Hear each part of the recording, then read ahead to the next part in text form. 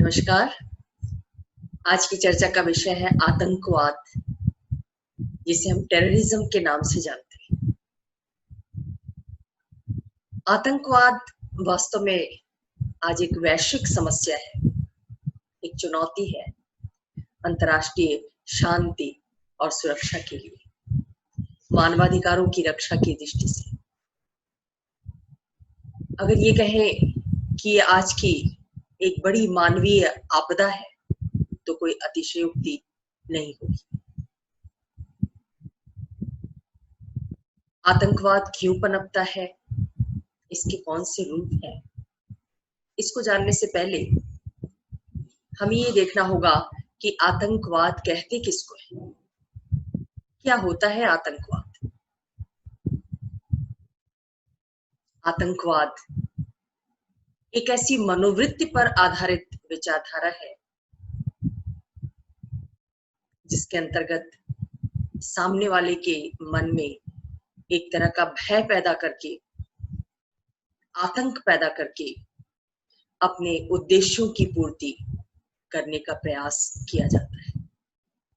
और ये भय और आतंक हिंसा का प्रयोग करके या हिंसक माध्यमों के प्रयोग की धमकी देकर पैदा किया जाता है।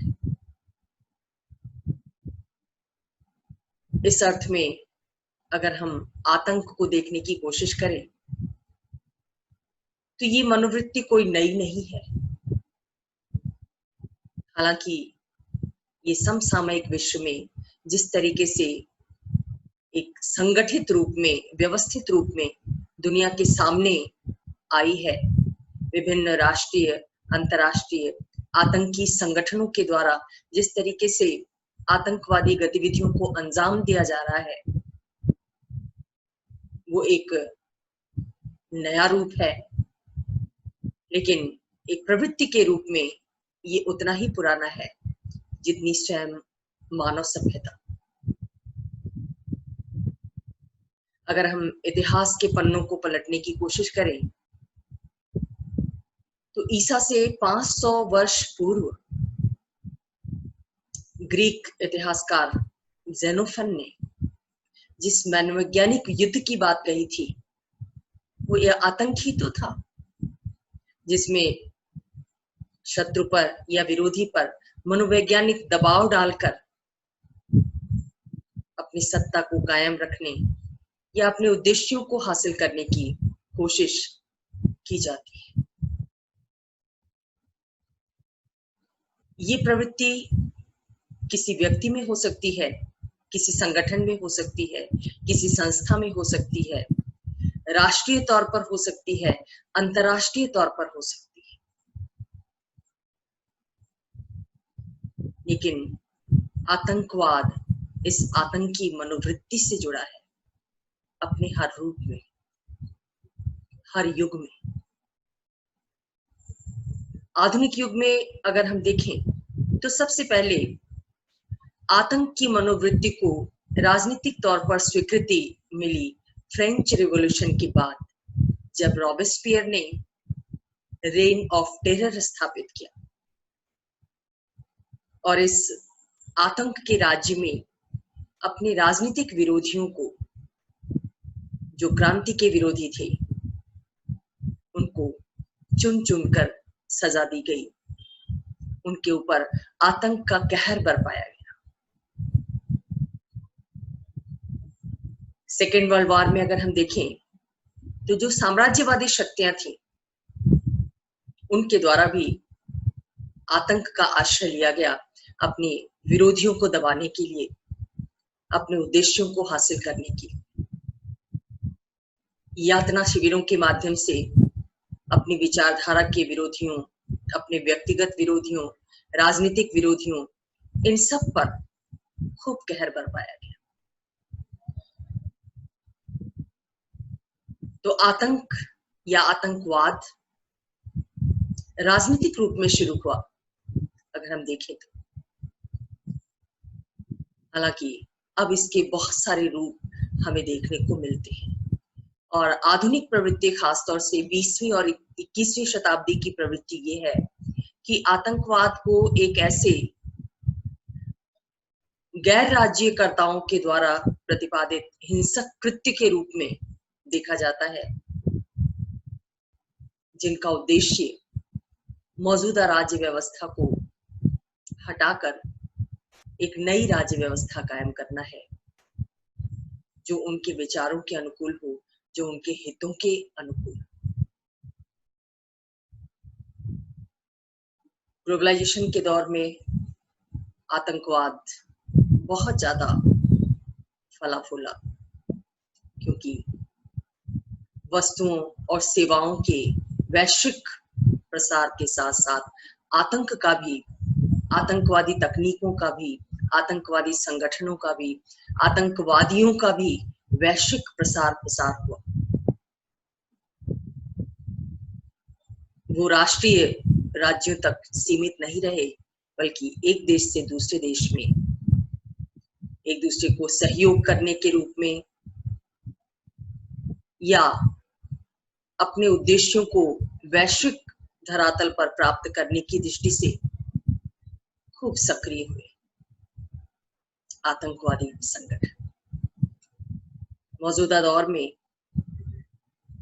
धार्मिक आतंकवाद ज्यादा प्रभावी है, जिसे हम इस्लामिक आतंकवाद कहते हैं। ये वो मुस्लिम फंडामेंटलिस्ट हैं जो दुनिया को इस्लाम के नजरिए से देखते हैं और इस्लाम के सिद्धांतों के आधार पर वैश्विक व्यवस्था की स्थापना की कामना करते हैं। हालांकि ये लोग इस्लाम के वास्तविक मतलब को समझते ही नहीं, लेकिन अपने उद्देश्यों की पूर्ति के लिए धर्म को भुनाने की कोशिश करते हैं। तो आजकल धार्मिक आतंकवाद की ज्यादा चर्चा हो रही है देश और दुनिया में। आतंकवाद के बहुत सारे रूप हमें आज देखने को मिल रहे हैं, लेकिन आतंकवाद को जानने और समझने से पहले, उसके प्रकारों को देखने से पहले जो कुछ तथ्य सामने आए हैं आतंकवादी गतिविधियों के अध्ययन के आधार पर, जो रिपोर्ट्स तैयार की गई हैं, जैसे अमेरिका में एक नेशनल कंसोर्टियम है जो इस बात का रिकॉर्ड रखता है कि देश और दुनिया में आतंकवादी गतिविधियां किन रूपों में, कहां कहां, कब कब और कैसे हुई। उसके अनुसार बहुत सारे फैक्टर्स हैं आतंकवाद को जन्म देने के पीछे, बहुत सारे रूप है जो देश काल और परिस्थिति के अनुसार बदलते रहे हैं।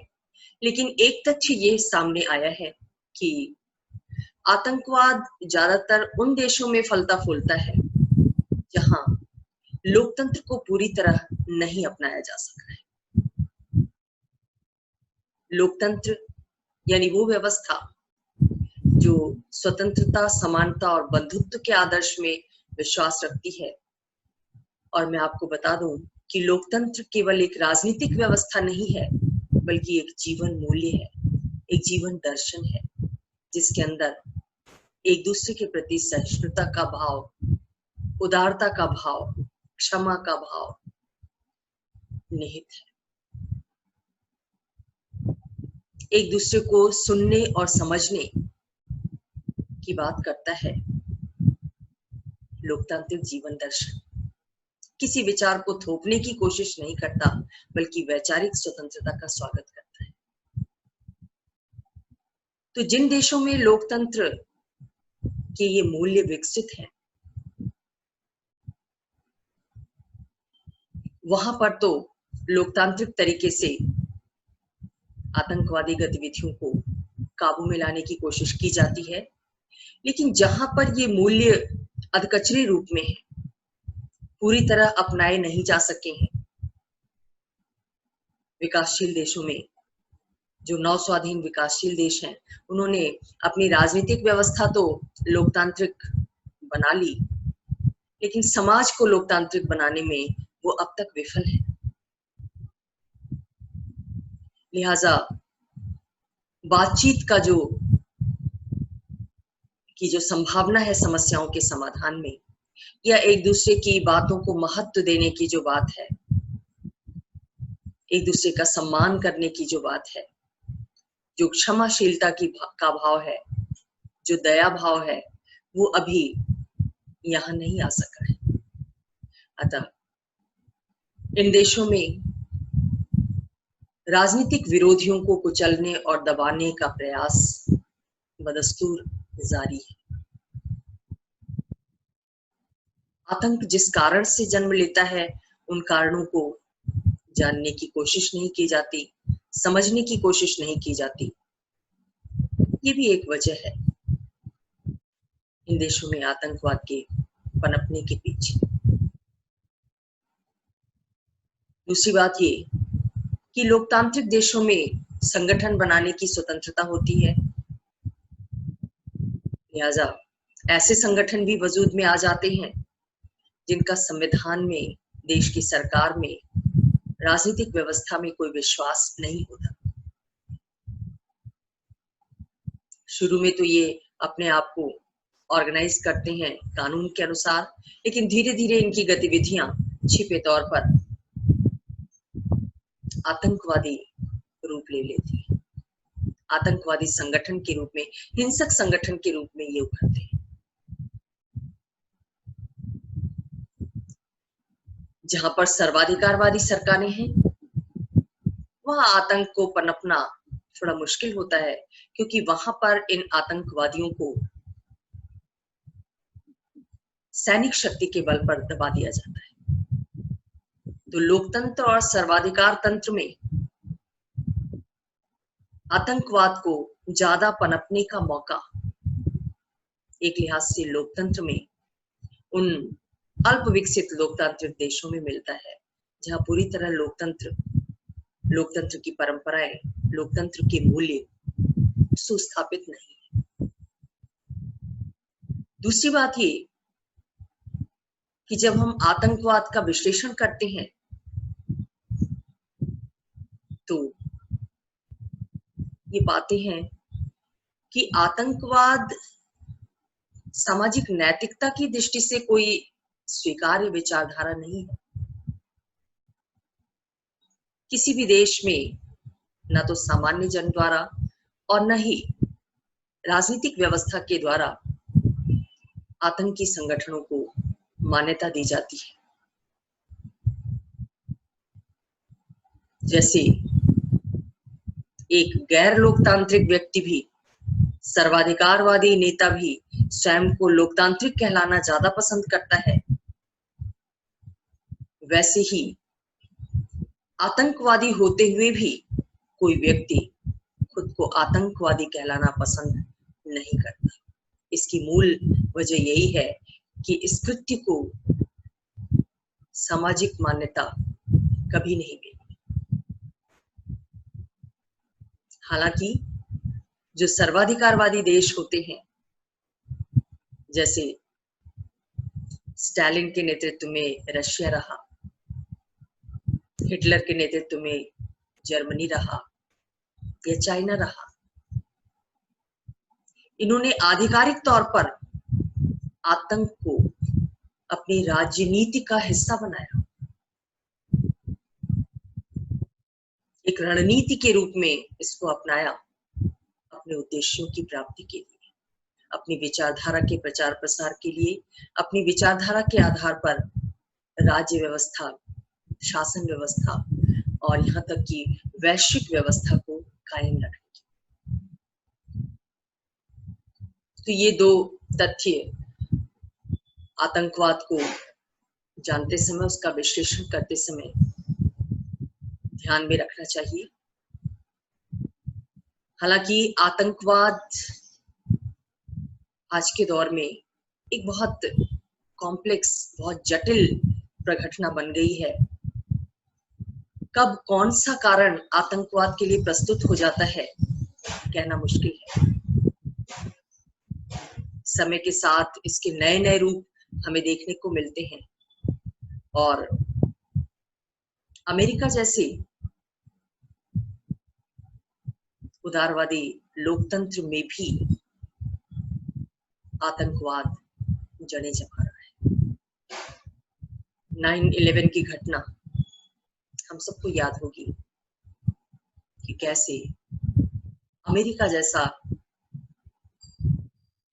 शक्तिशाली देश, महाशक्ति, जहां कहते हैं लोकतंत्र के मूल्य सुस्थापित हैं, वो भी किस तरीके से आतंकवाद की चपेट में आया। और केवल अंतर्राष्ट्रीय आतंकवाद ही नहीं, बल्कि स्वयं अमेरिका जैसे देश में भी उसके घरेलू माहौल में, घरेलू स्तर पर बहुत सारे हिंसक आतंकी संगठन सक्रिय हैं, जिनके अपने लक्ष्य हैं। कुछ के राजनीतिक लक्ष्य हैं, कुछ के सामाजिक लक्ष्य हैं, कुछ के धार्मिक लक्ष्य हैं। जैसे ब्रदरमैन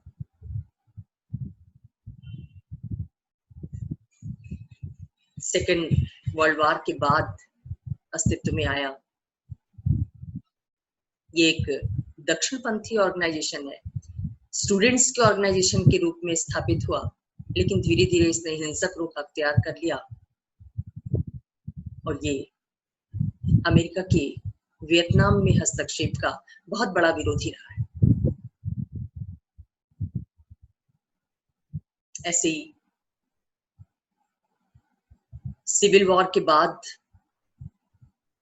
अमेरिका में कानूनी तौर पर प्रजातिगत भेद समाप्त तो हो गया, लेकिन जो राइटिस्ट उग्रवादी हैं, दक्षिणपंथी उग्रवादी हैं, वो अब भी इस बात को स्वीकार नहीं करते और इसके अगेंस्ट अपनी मुहिम जारी रखी, यानी ब्लैक लोगों के अगेंस्ट और व्हाइट लोगों की नस्लीय श्रेष्ठता को सिद्ध करने के लिए बहुत सारे गुट अमेरिका में सक्रिय हैं,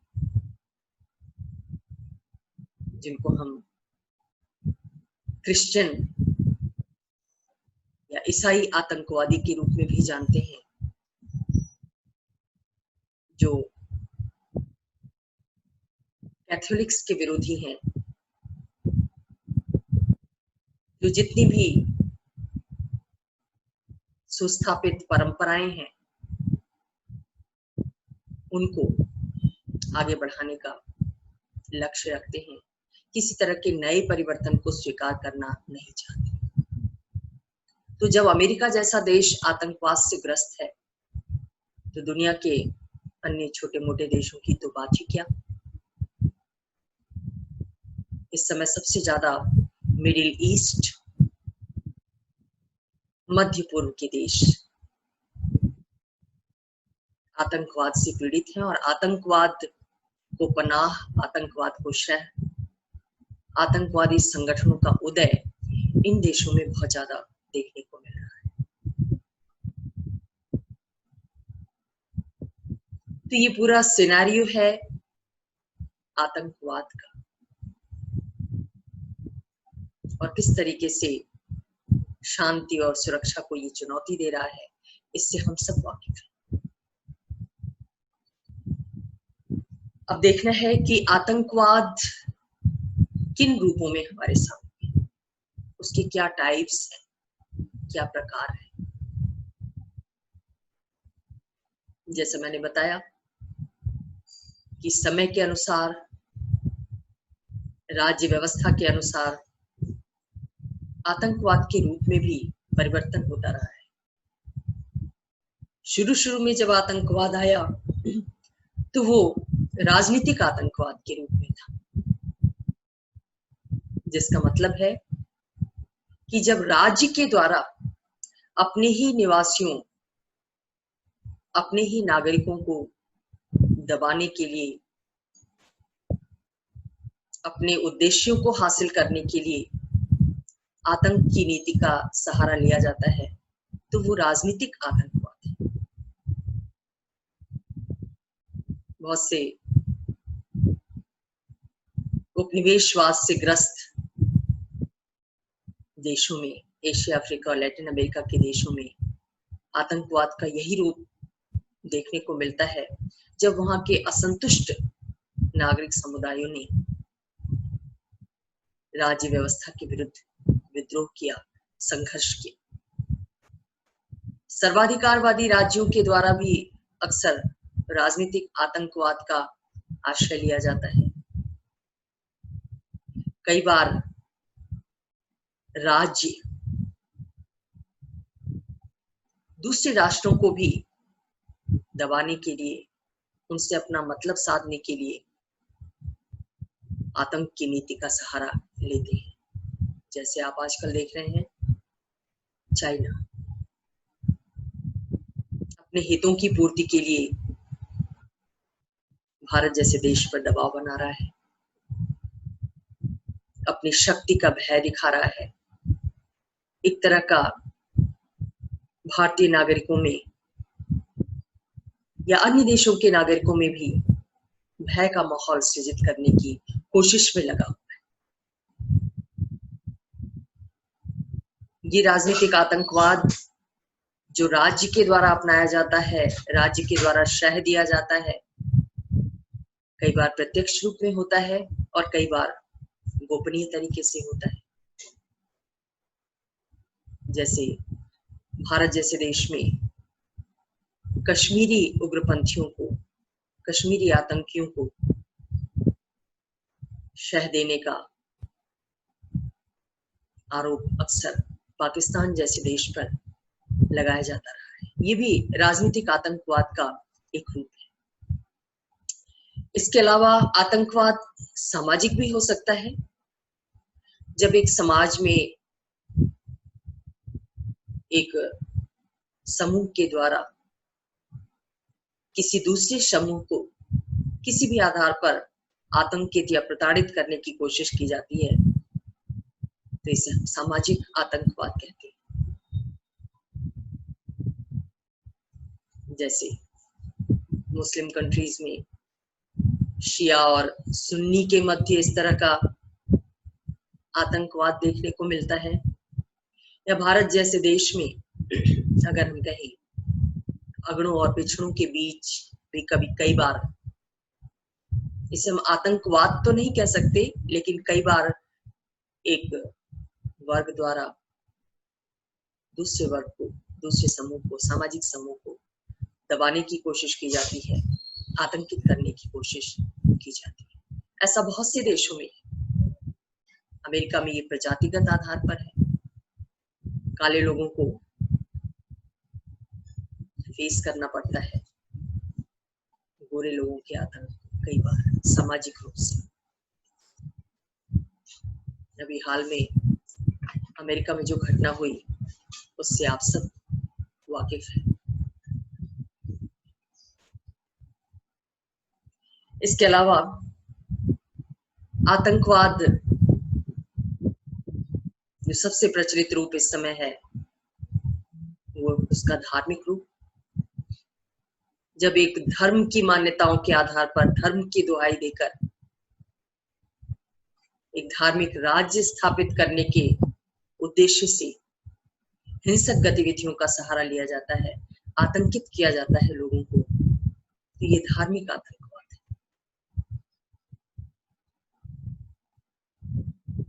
ISIL, तालिबान, अल कायदा, हमास, ये सब धार्मिक आतंकवाद के उदाहरण हैं। ये वो संगठन हैं जो इस्लाम के नाम पर आतंक का खेल खेलते हैं। इसके अलावा आतंकवाद भाषाई भी हो सकता है। एक भाषा के बोलने वाले, मानने वाले लोग दूसरी भाषा के लोगों को अपना मातहत बनाने के लिए, अपनी भाषा का वर्चस्व स्थापित करने के लिए, भाषा भाषियों को उच्च स्थान प्रदान करने के लिए जब आतंक की नीति का सहारा लेते हैं तो उसे हम भाषाई आतंकवाद कह सकते हैं। तो आतंक एक मनोवृत्ति है और ये मनोवृत्ति कहीं भी, किसी भी रूप में हो सकती है। अगर भाषाई क्षेत्र में वो प्रकट हो रही है तो वो भाषाई आतंकवाद है। इसके अलावा आतंकवाद पृथकतावादी भी हो सकता है। जब एक देश में किसी खास समूह के द्वारा, किसी खास ऑर्गेनाइजेशन के द्वारा देश के किसी एक भाग को अलग करने की मांग रखी जाती है, ये पृथकतावादी आतंकवाद है। इसका उद्देश्य वर्तमान राष्ट्रीय सरकार से विरोध मोल लेकर, उसको डराकर, हिंसक गतिविधियों को अंजाम देकर अपने उद्देश्यों को पूरा करना होता है। राष्ट्र के किसी हिस्से को उससे अलग करना होता है। जैसे भारत में पंजाब में जो खालिस्तान आंदोलन शुरू हुआ, वो इसी तरह का आतंकवाद था, जो खालिस्तान के रूप में पंजाबियों के अलग राज्य की डिमांड पर आधारित था। ये पृथकतावादी आतंकवाद बहुत सारे देशों में हमें देखने को मिलता है। ये राष्ट्रीय आतंकवाद का एक रूप है।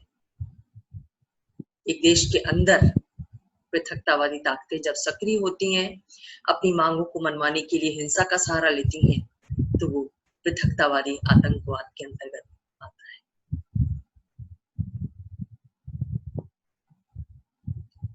आतंकवाद प्रजातीय हो सकता है। जब प्रजातीय श्रेष्ठता स्थापित करने के लिए, नस्लीय श्रेष्ठता स्थापित करने के लिए एक खास नस्ल के लोगों के द्वारा ऑर्गेनाइज होकर दूसरी नस्ल के लोगों पर कहर बरपाया जाता है, आतंकी गतिविधियों को अंजाम दिया जाता है, तो ये प्रजातीय आतंकवाद है। जैसा जर्मनी में हिटलर के नेतृत्व में किया गया, या अमेरिका जैसे देश में गोरे लोगों के द्वारा अश्वेतों के ऊपर जिस तरीके का अत्याचार किया गया कुछ खास दक्षिणपंथी संगठनों के द्वारा, वो इसी तरह के प्रजातीय आतंकवाद की श्रेणी में आता है। अपने प्रसार की दृष्टि से आतंकवाद राष्ट्रीय हो सकता है, अंतर्राष्ट्रीय हो सकता है। जब आतंकवादियों की गतिविधियां एक देश विशेष में ही सीमित होती है, तो वो राष्ट्रीय आतंकवाद है। लेकिन जब अंतर्राष्ट्रीय संगठनों की गतिविधियां राष्ट्र राज्य की सीमाओं को पार कर विभिन्न देशों तक फैल जाती हैं, तो ये अंतर्राष्ट्रीय आतंकवाद है। तालिबान, अल कायदा, बोको हरम, हमास, ये सब अंतर्राष्ट्रीय आतंकवादी संगठन हैं, जिनके द्वारा अंतर्राष्ट्रीय स्तर पर हिंसक गतिविधियों को अंजाम दिया जाता है। आतंक फैलाने के लिए जो साधन अपनाए जाते हैं आतंकवादियों के द्वारा, उनके आधार पर भी आतंकवाद आज के तकनीकी विकास के युग में हमें कई नए नए रूपों में देखने को मिल रहा है। जैसे परमाणविक आतंकवाद, जब परमाणु बमों के प्रयोग की धमकी देकर आतंक फैलाने की कोशिश की जाती है, तो ये परमाणविक आतंकवाद है। और ये आतंकवाद सिर्फ अंतर्राष्ट्रीय आतंकवादी संगठनों के द्वारा ही नहीं फैलाया जाता, बल्कि उन राष्ट्रों के द्वारा भी फैलाया जाता है जिनके पास परमाणु बम है।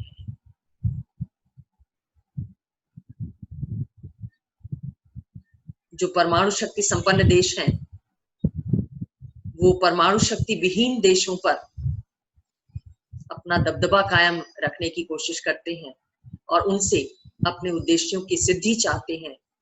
अगर वो ऐसा नहीं करते तो उन्हें परमाणु बम के प्रयोग की धमकी दी जाती है। ये परमाणुविक आतंकवाद है। जैविक आतंकवाद भी आतंकवाद का एक नया रूप है, जिसका मतलब है कि जब आतंकवादी संगठन जैविक हथियारों की धमकी देते हैं, उनके प्रयोग की धमकी देते हैं, और ये जैविक हथियार ऐसे हैं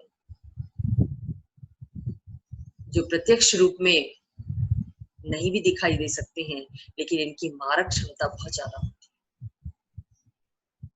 है। अमेरिका में जो डिजीज कंट्रोल ऑर्गेनाइजेशन है, उसने कई ऐसे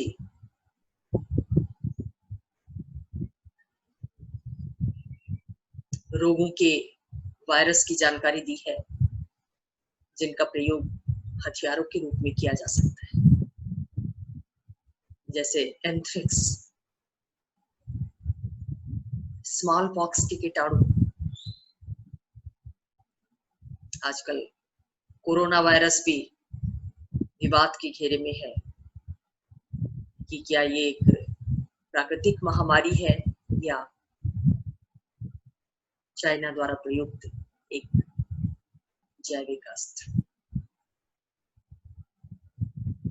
तो ये जैविक अस्त्र जब आतंकवादियों के हाथों में आ जाते हैं और वो इनका प्रयोग आतंकी घटनाओं को अंजाम देने में करते हैं, तो ये जैविक आतंकवाद है। आपने सुना होगा कि 9/11 की घटना के बाद अमेरिका के बहुत सारे पत्रकारों को, बहुत सारे राजनेताओं को ऐसे लेटर्स प्राप्त हुए जिनमें एंथ्रेक्स था, और जिसके बाद बड़ी संख्या में लोग मौत का शिकार बने। तो ये आतंकवाद का एक बड़ा भयावह चेहरा है जो दिखाई नहीं देता, लेकिन अंदर ही अंदर बहुत बड़ी मारक क्षमता रखता है। साइबर आतंकवाद, ये भी आतंकवाद का एक आधुनिक रूप है, जिसमें आतंकवादी पूरे नेटवर्क को ध्वस्त करने का लक्ष्य रखते हैं। विभिन्न सरकारों की वेबसाइट्स को हैक करने का प्लान बनाते हैं, डेटा की चोरी करते हैं और अपने संगठन के विस्तार के लिए, अपने सदस्यों से संपर्क साधने के लिए इंटरनेट के माध्यमों का प्रयोग करते हैं। ये भी आतंकवाद का एक आधुनिक रूप है जो तकनीक आधारित है। नार्को टेररिज्म, जब आतंकवादी गुट अपने गतिविधियों को संचालित करने के लिए मादक द्रव्यों की तस्करी करते हैं, उसकी तस्करी से जो पैसा आता है उससे अपना ऑर्गेनाइजेशन चलाते हैं, तो ये नार्को टेररिज्म है। आजकल इको टेररिज्म भी चल रहा है। अमेरिका जैसे देश में बहुत सारे आतंकवादी गुट उन लोगों को अपना निशाना बना रहे हैं, उन उद्योगपतियों को निशाना बना रहे हैं जो पर्यावरण का विध्वंस कर रहे हैं, जो अपने व्यापारिक लाभ को ध्यान में रखते हुए पर्यावरणीय नीतियों की उपेक्षा कर रहे हैं। पर्यावरण की रक्षा की उन्हें कोई चिंता नहीं। आतंकवादी इन्हें भी निशाना बना रहे हैं। उन डॉक्टर्स को निशाना बना रहे हैं जो जीव जंतुओं का प्रयोग चिकित्सा के क्षेत्र में प्रयोग के लिए करते हैं। तो इको टेररिज्म का मकसद पर्यावरण को संरक्षित बनाना है। पर्यावरण संरक्षण एक पुनीत कार्य है, लेकिन इसके लिए हिंसा का सहारा लेने की वजह से इन्हें आतंकवादियों की श्रेणी में रखा गया। तो इस तरीके से आतंकवाद के बहुत सारे रूप, बहुत सारे प्रकार हमारे समक्ष हैं। अब क्या कारण है, आतंकवाद क्यों जन्म लेता है? जैसा मैंने पहले आपको बताया कि एक बड़ा कॉम्प्लेक्स विषय है आतंकवाद के कारणों को विश्लेषित करना, लेकिन कुछ ऐसे सामान्य कारण बताए जा सकते हैं जो आमतौर पर आतंकवाद के उदय के पीछे हमें दिखाई देते हैं। जैसे सबसे पहली वजह ये बताया जाता है कि आतंकवादी गतिविधियां इतनी ज्यादा संख्या में, इतने घातक रूप में दुनिया के सामने आ रही हैं, इसकी एक बड़ी वजह है प्रजातांत्रिक मूल्यों का गहराई से समाज में ना स्थापित हो। क्योंकि जहां प्रजातंत्र स्थापित होगा, बातचीत का रास्ता खुला हुआ होगा, समाधान, समस्या का समाधान बातचीत के तरीके से, विचार विमर्श के माध्यम से हो सकता है। दोनों पक्ष एक दूसरे को जानने समझने की कोशिश करते हैं, बंधुत्व का भाव होता है।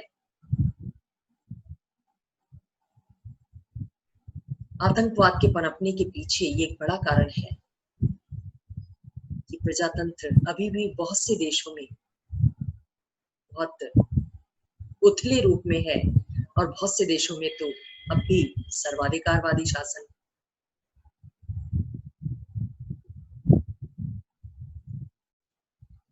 हालांकि जनतांत्रिक सरकारों के लिए ये एक बड़ी समस्या है कि वो आतंक से कैसे निपटे।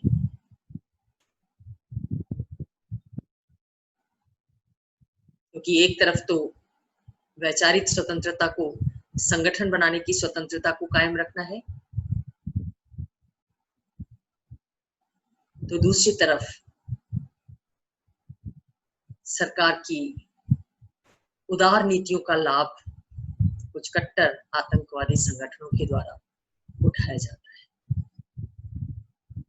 तो अगर प्रजातंत्र की जड़ें समाज के हर वर्ग तक, निचली इकाई तक पहुंच जाए, हर व्यक्ति में प्रजातांत्रिक मूल्य स्थापित हो जाए, तो संभवतः आतंक का मुकाबला करने में सहूलियत होगी और वहां आतंक को आसानी से जन्म नहीं मिलेगा। तो ये एक वजह है। दूसरी वजह ये बताई जाती है कि आतंकवाद इसलिए भी जन्म लेता है क्योंकि रूल ऑफ लॉ नहीं मेंटेन।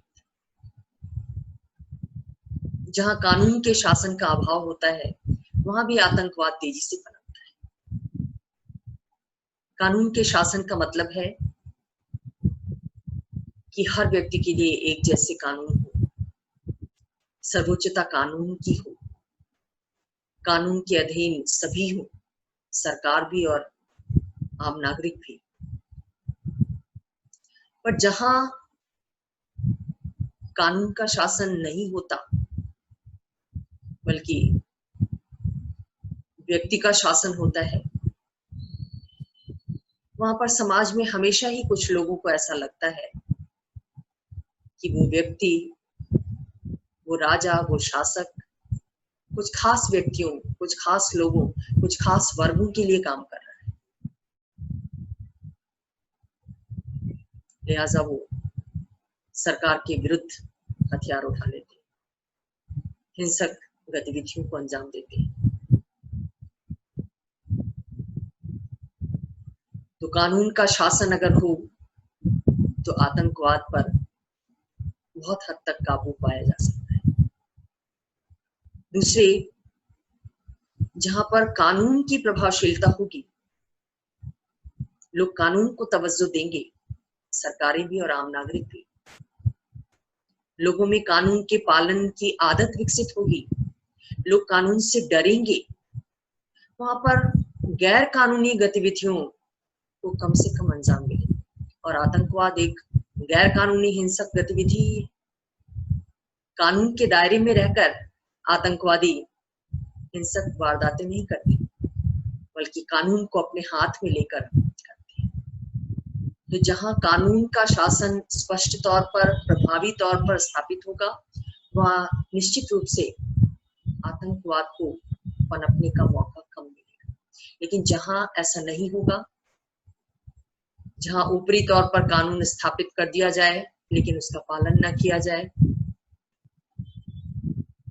कानून का इम्प्लीमेंटेशन न्यायपूर्ण तरीके से ना किया जाए, वहां पर हमेशा असंतुष्ट वर्ग के द्वारा हथियार उठाने की संभावना बनी रहती है। तीसरा कारण जो रूल ऑफ लॉ से ही जुड़ा हुआ है वो ये है कि आतंकवाद पनपता है, उसके पीछे लचर न्याय व्यवस्था भी जिम्मेदार है।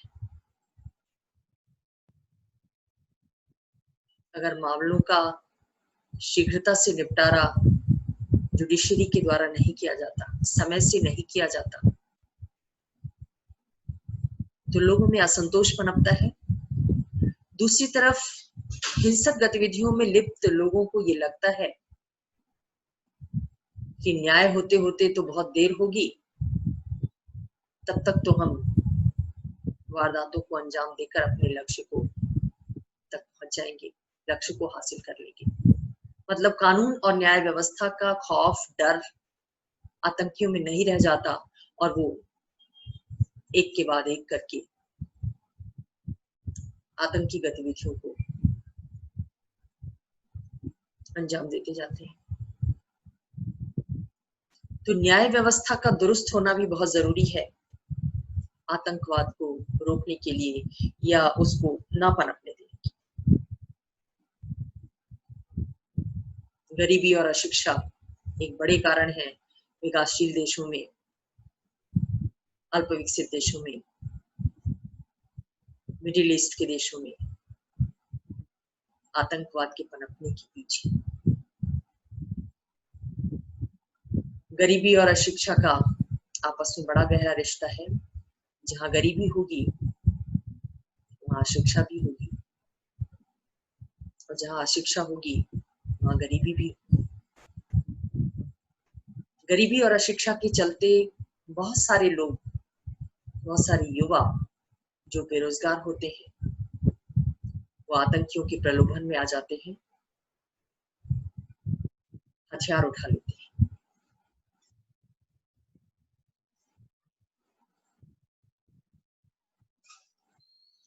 शिक्षा न होने के कारण उन्हें इसके अंजाम के विषय में, देश और दुनिया की वास्तविक तस्वीर के बारे में पता नहीं होता। शिक्षा न होने के कारण उन्हें वो संवेदनशीलता नहीं पनप पाती कि वो ये समझ सके कि ये कृत्य सामाजिक नैतिकता की दृष्टि से कितना अनुचित है, इसका कितना दुष्प्रभाव मानव सभ्यता और संस्कृति पर पड़ेगा। तो ये एक बड़ी वजह है आतंक के पनपने के पीछे। वंचना और भेदभाव ये भी एक कारण है आतंकवाद के पनपने के पीछे। जब किसी देश में, किसी समाज में कोई खास वर्ग संसाधनों से वंचित रहता है, उसे सामाजिक सम्मान प्राप्त नहीं होता, उसके साथ भेदभाव किया जाता है, उच्चता और निम्नता का भेद बढ़ता जाता है, अमानवीय व्यवहार किया जाता है, तो ऐसा वर्ग एक दिन असंतुष्ट होकर आतंकवादियों के खेमे में शामिल हो जाता है या स्वयं आतंकवादी बन जाता है।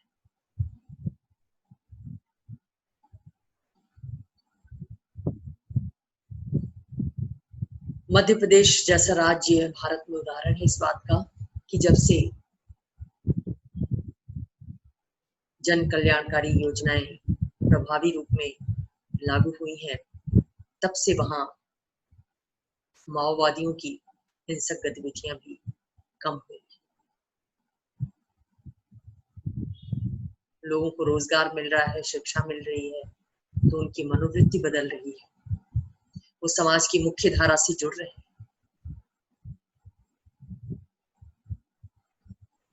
तो किसी भी रूप में वंचना, जब एक वर्ग अपने आप को वंचित महसूस करता है, तो आतंकवाद की जमीन तैयार होती है। आतंकवाद को रोकने के लिए भेदभाव को, वंचना को, असंतोष को दूर किया जाना अपेक्षित होता है। और ये भेदभाव राष्ट्रीय स्तर पर ही नहीं, अंतर्राष्ट्रीय स्तर पर भी देखने को मिलता है। बहुत सारे अंतर्राष्ट्रीय संगठन, आतंकवादी संगठन जो उदित हुए, वो बड़े राष्ट्रों के नजरिए के विरोध में उदित हुए।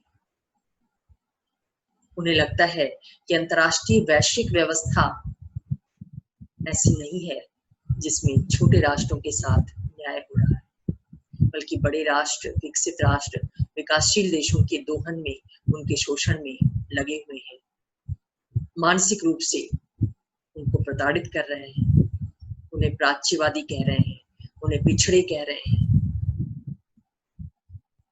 तो ये सारे भाव आतंक की मनोवृत्ति को जन्म देने में बहुत हद तक सहायक बन रहे हैं। आतंकवादी संगठनों में रोष है, वो व्यवस्था को, वो सिस्टम को बदलना चाहते हैं, उसे न्यायपूर्ण बनाने की बात करते हैं, लेकिन उनका रास्ता हिंसक है। ये निंदनीय है।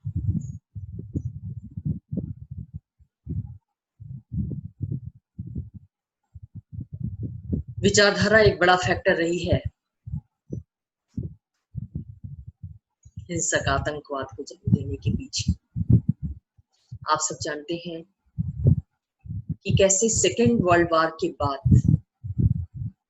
उससे पहले भी एक खास किस्म की विचारधारा को लागू करने के लिए, उसके अनुसार राष्ट्रीय और अंतर्राष्ट्रीय व्यवस्था को स्थापित करने के लिए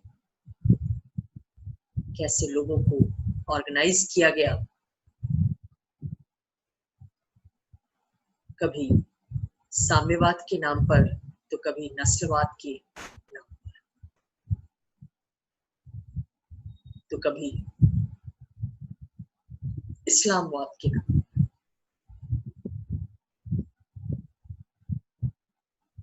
तो विचारधाराओं के आधार पर भी आतंकवादियों को संगठित होने का मौका मिलता है। किसी खास विचारधारा को मानने वाले लोग उस विचारधारा के अनुरूप समाज, राज्य और अंतर्राष्ट्रीय व्यवस्था को जब बनाना चाहते हैं, ये ऑर्गेनाइज होकर हिंसक प्रयासों के माध्यम से अपने लक्ष्य तक पहुंचना चाहते हैं। ये भी एक बड़ा फैक्टर रहा है इतिहास में, विचारधारा, क्योंकि वैचारिक कट्टरता इतनी ज्यादा होती है कि जिस किसी भी साधन से हो सके ये ग्रुप, ये व्यक्ति उससे प्राप्त करना चाहते हैं। महाशक्तियों का हस्तक्षेप अंतर्राष्ट्रीय आतंकवाद को प्रसारित करने में रूस और अमेरिका जैसी महाशक्तियां कभी अफगानिस्तान में, कभी अरब इजराइल संघर्ष में, तो कभी अफ्रीकी देशों में हस्तक्षेप करती रहती हैं। कभी वहां की सरकारों को समर्थन देती हैं, उनके विरोध में, उनके हस्तक्षेप के विरोध में आतंकवादी गुटों का उदय होता है। तालिबान, अल-कायदा, बोको हराम, ये सब इसके उदाहरण। तो अगर महाशक्तियां अपना हस्तक्षेप कम करें तो अंतर्राष्ट्रीय आतंकवाद पर बहुत हद तक विजय प्राप्त की जा सकती है। जहां तक आतंकवाद को नियंत्रित करने की रणनीति का प्रश्न है, दो तरह की रणनीतियां पेश की जाती हैं। एक तो ये कहती है कि प्रजातांत्रिक मूल्यों को गहराई से स्थापित किया जाए, प्रजातांत्रिक साधनों के आधार पर आतंकवाद पर काबू पाया जाए, ऐसे कानून बनाए जाएं, कठोर कानून बनाए जाएं जिससे आतंकवादी गतिविधियों पर अंकुश लग सके। और दूसरी जो स्ट्रेटेजी है वो ये कहती है कि सैनिक तरीके से आतंकवादियों से लोहा लिया जाए, उन्हें मारा जाए, उन्हें खत्म किया जाए, उन्हें नेस्तनाबूद किया जाए। और इसी रणनीति के तहत 9/11 के बाद अमेरिका ने अफगानिस्तान में तालिबान को, अल कायदा को खत्म करने के लिहाज से बमबार्डिंग की थी। तो ये दो तरह की व्यापक रणनीतियां अपनाने की बात कही जाती है। वैसे आतंकवाद पर काबू पाना राष्ट्रीय परिस्थितियों, राजनीतिक व्यवस्था और एक देश के संसाधनों पर निर्भर करता है। लेकिन ये बात तो माननी पड़ेगी कि बातचीत का रास्ता, मध्यस्थता का रास्ता, समझौते का रास्ता सबसे उपयुक्त रास्ता है आज की दुनिया में, आज की परिस्थिति जब आतंकवाद लोकल ना रहकर ग्लोबल बन गया है। तो आशा है कि आपको आज इस वीडियो से आतंकवाद की एक झलक, एक ग्लिम्स आपको पता चली होगी, एक रूपरेखा पता चली होगी, जिस रूपरेखा में आप इसके व्यापक आयामों के विषय में पढ़ सकते हैं, जान सकते हैं।